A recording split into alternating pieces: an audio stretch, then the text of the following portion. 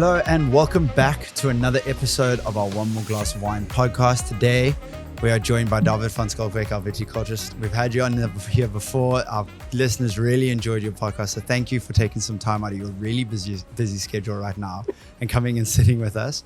Thank you for joining us. Thanks, Jeremy. Nice to be here, and I'm glad you and the listeners accept my Afrikaans accent and invited me again. Just to give the listeners a little bit of an insight, we're trying to instill Afrikaans Mondays so that I can get a little bit better at my Afrikaans. No, we've got some good areas here in South Africa, in the Free State especially, so we need to cater for those guys as well. No, I get you. We somehow need to work out how to put subtitles on a podcast. But Davy, thank you for joining us. It is currently the 2nd of March, and that's actually really important for us listeners that are listening. This is the busiest time out on our farm. We're currently in the middle of harvest. So again, thank you, David, for taking time out of your really busy schedule to come and sit with us. What have we just harvested? What's going out in the vineyards right now? So today was very exciting for us. We started off with our first cab for the year. So that was very nice to see that coming in, and it really looked amazing. But we've been going for quite a while now. So we've finished with all our white grapes from the farm, our Chardonnay, our old vine Chardonnay, which also came in very nicely. It was a little bit later than usual, but we had a good yield there for old vines. We're very happy with that. And again, good quality came off there. We finished last week with our Cabernet Franc, and earlier last week our Merlots, which also came in very nice. Some vintages we found a little bit difficult for our Merlots, but this vintage especially, we're quite excited to see what's coming.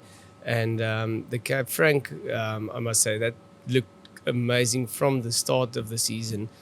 Since budding, I've told Mark this. This is the one we're looking for. Keep your eye on that Cab Franc. I think it's going to be a good vintage for Cab Franc. Oh, very interesting. That's so cool. I love how from so early in the season you were able to recognize that that's going to be an absolute bomb. Well, let's hope it's the same in the tanks. Yeah, now you've done all your hard work. It's not Mark better not mess it up. Absolutely. So, I mean, we say you're super busy. Let's walk our listeners through what you do for your day-to-day, when you start, what you're looking at, and then how you end off your days. Yes, so it is a super busy time for us in the year, but it's actually it's the most rewarding time of the year for me. I mean, it's coming to work is an absolute pleasure. You come in early in the morning, and really, I mean, you come and pick the fruit of your hard work, the fruit of your labor. So it's really a fun time for us. The hard work is being done throughout the season, so it's not much that you can change now. The big challenge is to get the grapes off as early as possible and bring it to the cellar, and Mark and his team, and as early as possible to bring in nice and cool grapes.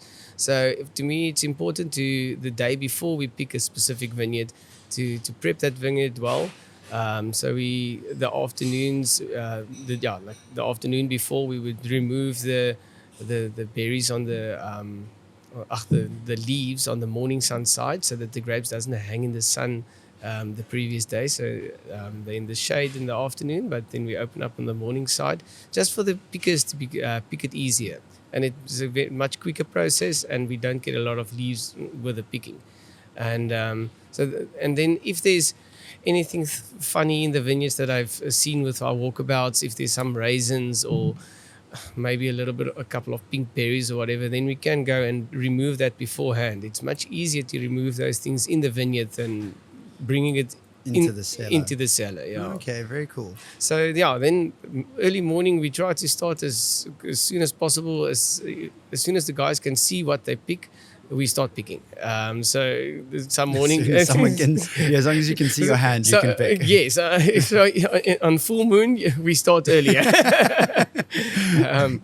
So we honestly try to start as early as possible, and it's better to get the grapes in as cool as possible. So okay. Thanks, Jeremy. No worries. Sorry, I jumped in and just decided, I think we need a little bit of wine to wet our lips here. No, great. And it's quite a fitting wine, considering that today commemorates the first day of this vintage, us harvesting Cabernet Sauvignon. We've got the 2018 vintage of our Cabernet Sauvignon. Great. Thanks, Jerry. Thank you so much. Very exciting. I mean, Cab's our flag bearer. That's what we grow most on our vineyard. It's what we're known for. Is this a vineyard you enjoy dealing with? Is this a cultivar you enjoy cultivating throughout the season? Yeah, to have Cabernet at Waterford is it's such an amazing grape to work with here. It's our most important grape, but probably the grape that needs the least attention. And it just shows how imbalanced the plant is. It's so happy. It naturally just grows perfectly, and it needs so little work.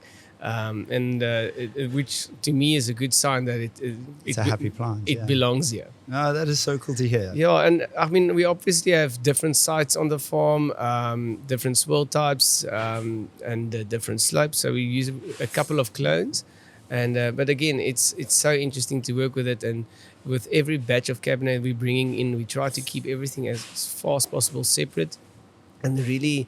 After harvest, after fermentation, we taste through all of them and really evaluate every Cabernet vineyard that we've got on the farm to see how did it perform. Is there place for a room for improvement? Is there something I can tweak a little bit in the vineyards just to improve the wine quality? But it's really such a fun cultivar to work with on the farm. That's so cool. I really love how you guys keep it apart so you can actually have a look at how individual blocks are doing. It is so important to be able to do that, and we've got the privilege to be that we've got a variety of size tanks here in the cellar that we can do it. So it does help a lot, and I believe that is part of the big success, that we can really evaluate every little section on its own. That is incredible. So tasting this wine, I don't want to throw you too much in the deep end here, but it has got beautiful velvety soft tannins. I mean, it is a little bit more of a robust vintage 2018. It's got a lot more richness. It's got beautiful fruits, lots of darker cherries, darker fruits on the nose.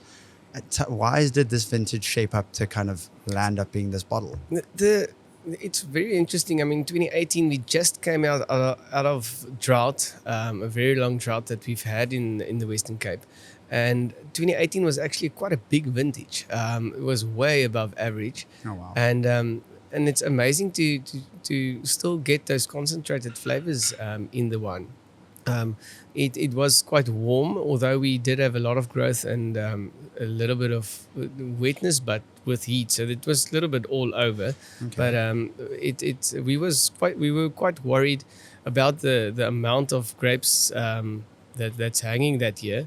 But I mean, still it came out beautifully, and it's just amazing to see how a vineyard can adapt and transform itself out of a drought, then back into normal conditions. Yeah, it's incredible, hey? Yeah. These things just grow and adapt to the environment. That's amazing.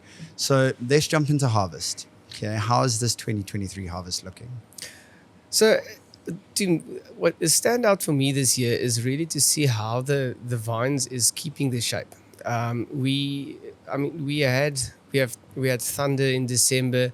We had a spell of 28 millimeters of rain in beginning of last month, early Feb, which was not ideal for some cultivars, but it's amazing how we didn't have any problems, rot or anything like that. So I think the rain actually did very well, especially for some dryland guys. That rain in December I think was gold for them. On the farm, it was very dry. October, November it's been dry, moderate temperatures but constant winds. Also not massive wind speeds, but just constant winds that really suppresses growth and make it a nice and slow growing vineyard. Okay. But obviously that dries out everything quite a lot. Humidity was quite high, but all in all, I think good conditions. But what the standout for me is with that dry conditions, the vines hold out, and we didn't get yellow leaves.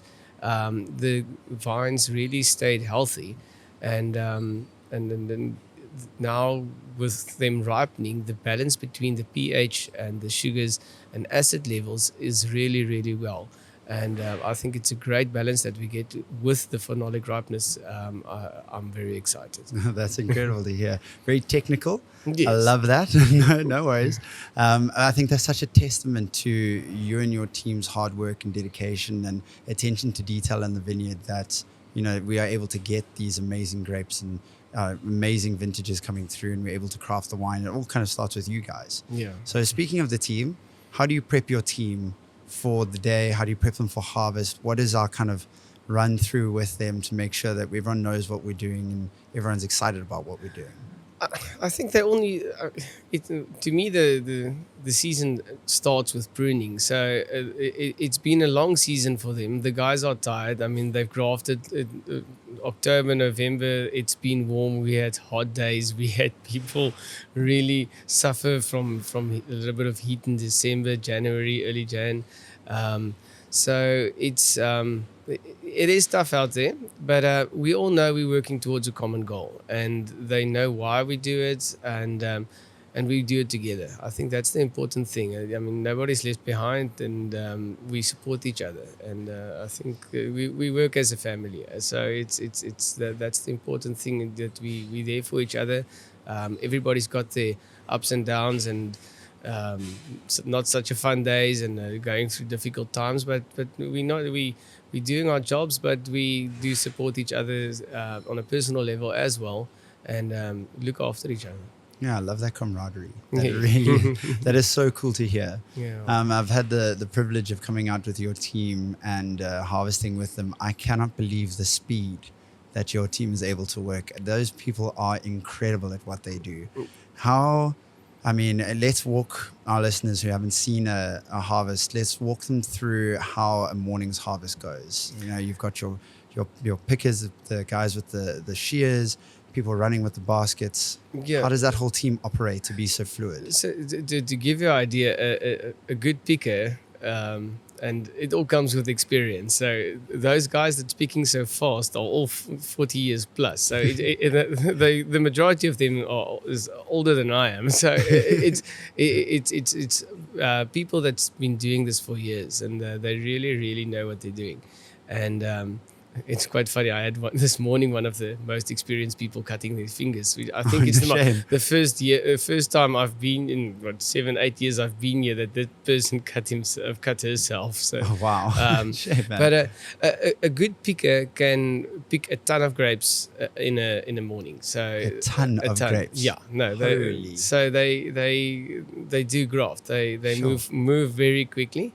We've got our pickers. We've at Waterford, with our logistics that we've got, we only pick 2 vineyard rows at a time, and we've got one tractor. We're filling one tractor at a time, and it works well for us. And we've got like 2-3 guys that's passing the kissies onto the tractor, and myself or Simon will be on the tractor handing it and empty it into a bin as gently and softly as possible, and then I looking after the grapes. Yes, and then we'll have 2 ladies on the bin that would pick out any leaves or unwanted bunches that we don't want. They would throw that out. Forgive me, I'm going to try some Afrikaans here, because this is something I hear David shout when we're out in the vineyards. He says, "Ons maak wyn, nie sly nie." We're making wine, not salads. Picking out the leaves is really important, obviously. We don't, especially in your more Bordeaux style or Bordeaux grapes, you don't want that leafiness going into the press or into the ferments. You don't want to add any greenness with that. So we're making wine, not salad. I must admit, I had a good chuckle when I first heard you say that. Yeah, the other famous saying that you would hear in the field is elke korrel maak 'n bottle. So every berry makes a bottle. So they don't waste the grapes. Oh, so true. You guys are going to make sure that you get everything Yes. coming into the bottle, into the cellar, and everything like that. Yeah. Fantastic. So you've now done your harvest morning. You've got the grapes in.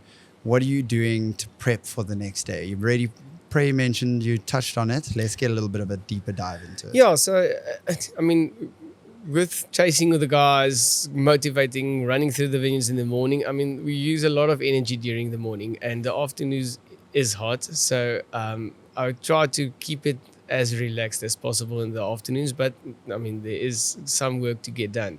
So we would go through the vineyards that we would pick the next day, and we will remove the leaves, or the majority of the leaves, on the morning side. So in the afternoon, that will be in the shade, which is quite nice for the people. It's a little bit cooler. And we would remove the leaves there so that it's easier picking the next morning, and the grapes are more visible. And if there's anything unwanted in the bunch zone in between the berries, we would remove that as well. Okay, I mean, unwanted. I've heard stories of snakes and spiders landing up, being harvested and picked. It does get your nerves up. It is quite scary that the amount of spiders that you would see there, and snakes, and these little frogs that you would get in the bunches as well. But I mean, it's amazing. I mean, that's nature. It just shows you that our regenerative farming practices is working, because you see so much life in there. So I love that you touch on regenerative farming. Just to let everyone know, we've got 2 new cattle yes. on the farm. The most adorable 2 little cattle. Yeah, so we still need to name them. We're naming all the cattle after different cover crops that we grow on the farm. So the 2 new additions, they still need to, we'll look at their personalities and see if they would become a lupin or a medic or what they will be. You've got some names in mind already. Yes. That is so cool. And I'm looking at you, and you've got quite a fierce beard growing right now, David. You're looking very bushy. I quite enjoy it, I must admit. Why do you have such a fierce beard? It's only this time of the year, and it's not one positive about it is saving a lot on sunscreen. But I guess that's why we started this tradition at Waterford. Yeah. So when I started back in 2014, we decided we need to get a couple of traditions going. And so this is a good indication of how the harvest is going, or how long it's been going. So when the first grapes arrive, we stop shaving, and till the last grapes arrives, and then the next morning we will be clean. I'm sure some people are waiting for the moment that they can take the beards off. I know they get a little bit scratchy, but I love how you don't have to buy sun cream. That is so cool. Yeah, no, I think it's all about tradition, and you need to make it fun. So For sure. Definitely. It looks like a lot of fun out there, you guys. There's a lot of shouting, a lot of good energy out there, and it really is cool to see the camaraderie that you and your team have. It is hard work. So, I mean, you need to make it fun and keep a positive vibe. Otherwise, out there, it's hard work physically. It's hot. Back in the cellar, it's long hours. It's draining. If you don't bring a fun element to it and make it a good vibe, then people will go down. So thinking on your feet, being agile, it's obviously incredibly important. Can you give us a recent example of where you had to kind of be quick, solve a problem here or there? Yeah, so obviously we're working with nature, and things can change very quickly.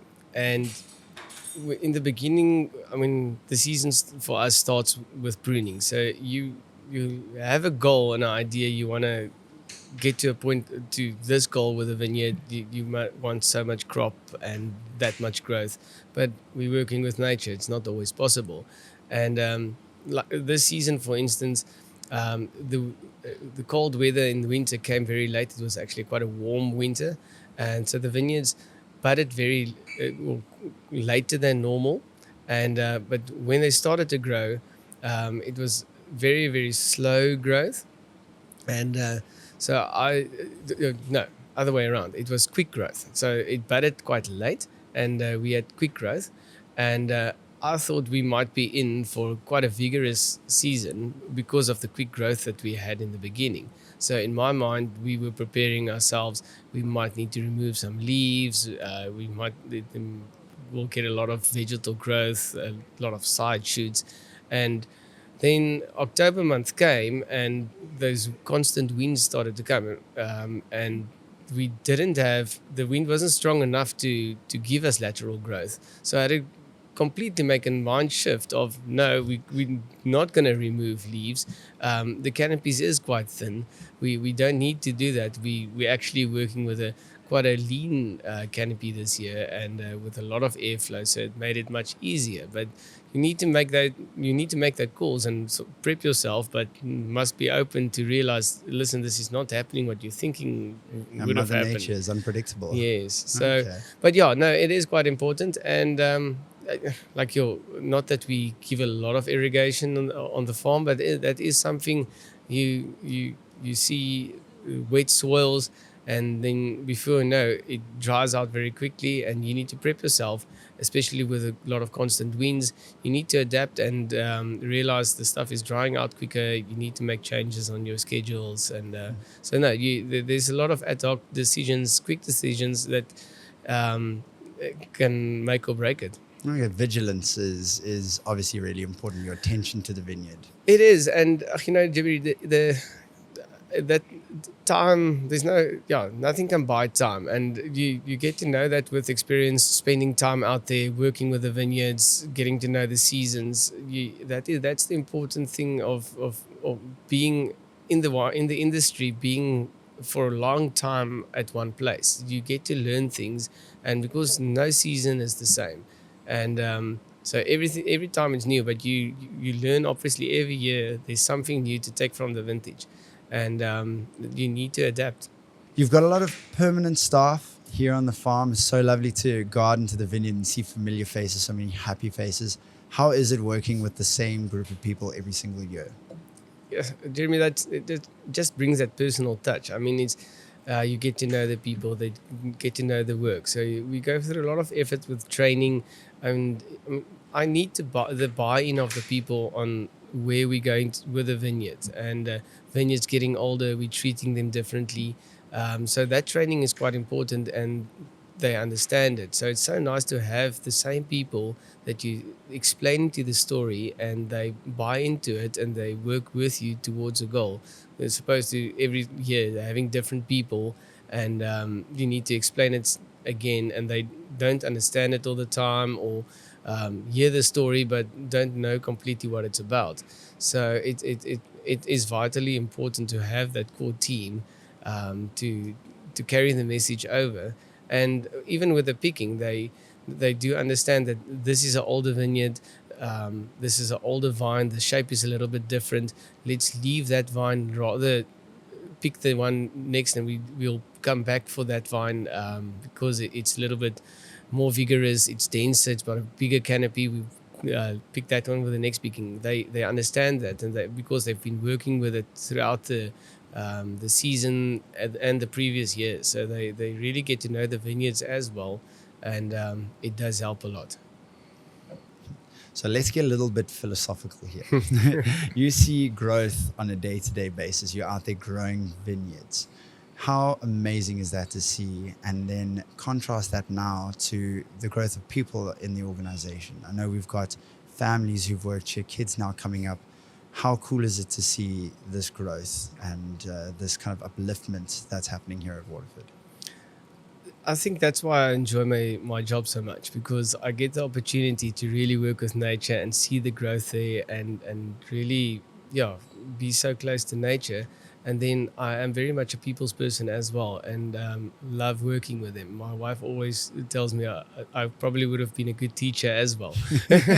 But so it's with having a core team like that, you really get to know each other personally very well. And I mean, there's a couple of the staff that can tell you stories past. I've walked with them. There's guys that I've done like a workshop with a life coach for 2-3 years. I've attended it with them, and it's really amazing to get to know people and see where people come from, understand the other culture, and just to get that mutual respect for who you are and who this person is, and to get a better understanding of them. That was such a big privilege to be able to be part of that and walk that path with them. And to grow with them and get to know each other so much better. And saying that now, there's families that's been here for a very, very long time.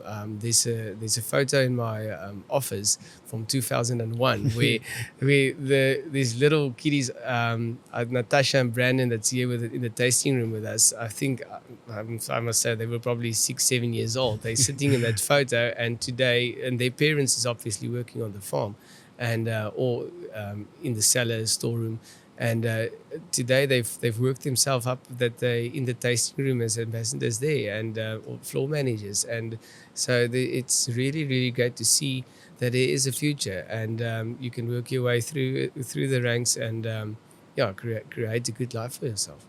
I love how you have this photograph still hanging from 2001 in your office. That is so cool. Actually, we had the opportunity to see it yesterday, and it's so cool to see familiar faces and young faces and how people grow. That is incredible.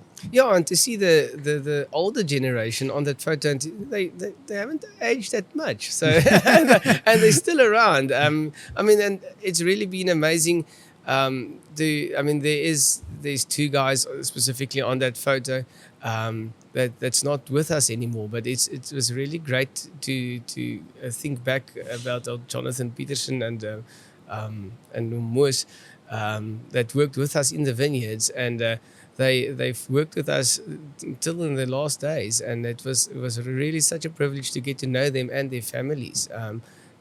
I know Moos, I had the privilege, he passed away next to me in the bakkie. I raced him to the hospital, and that was, to be part of that.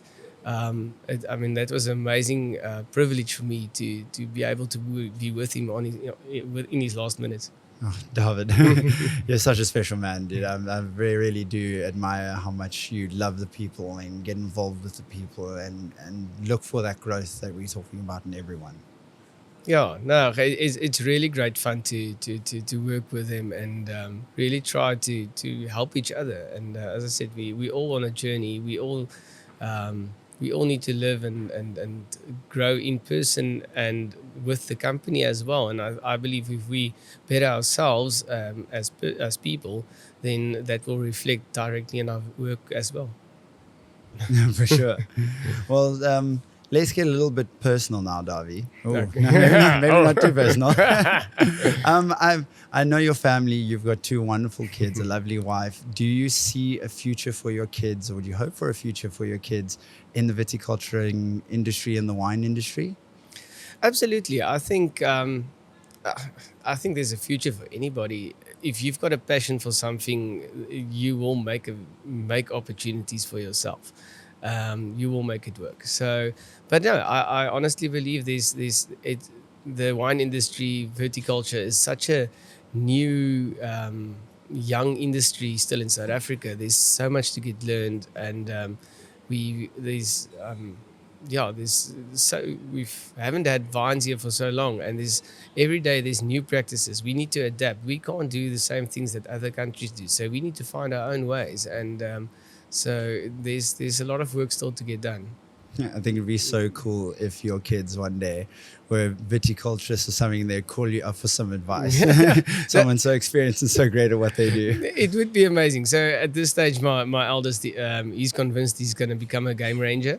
Okay, still part of nature, though. Still part of nature. Yeah. So at least the heart is in the right place. So let's see. You never know. Win them over with some wine.